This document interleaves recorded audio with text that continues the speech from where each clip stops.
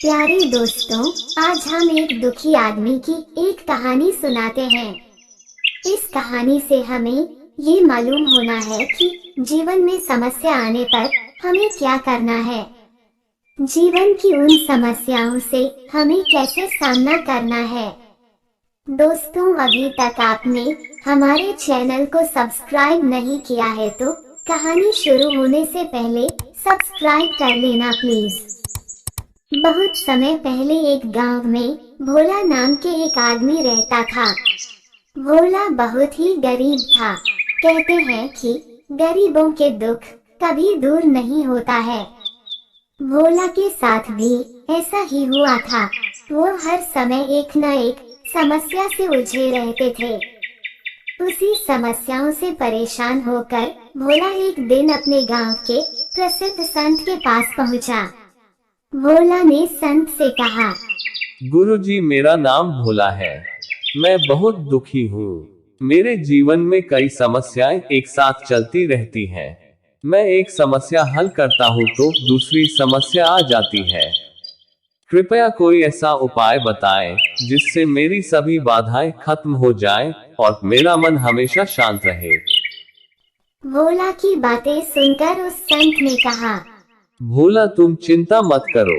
मेरे पास आया है तो तुम्हारी समस्या खत्म हो गया समझो। तुम्हारी समस्या का समाधान मैं कल बताऊंगा, लेकिन उससे पहले तुम्हें मेरा एक छोटा सा काम करना होगा। आज रात तुम्हें मेरे ऊँटों का ध्यान रखना है। जब सभी ऊँट सो जाए उसके बाद तुम भी सो जाना। अपनी समस्याओं को अंत करने के खातिर भोला ने संत का काम करने के लिए हाँ कर दी। भोला रात में ऊँटों की देखभाल करने लगा। ऊँटों की देखभाल करते करते सुबह हो गई।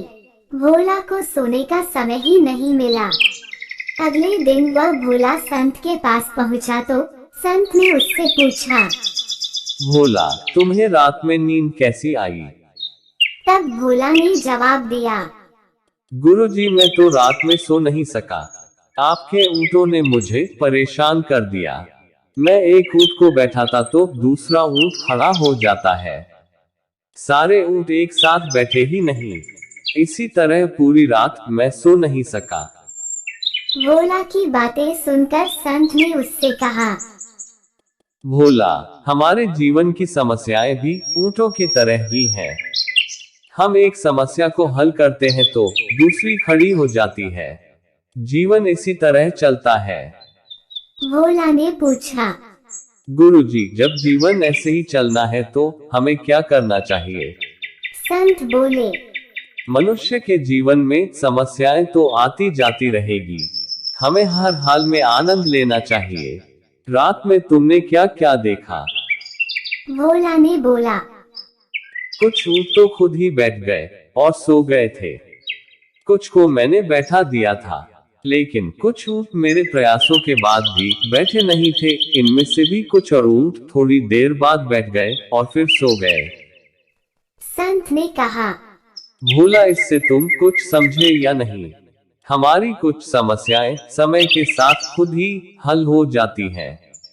कुछ समस्याओं को हम हल कर लेते हैं, लेकिन कुछ समस्याएं हमारी कोशिश के बाद भी हल नहीं हो पाती है।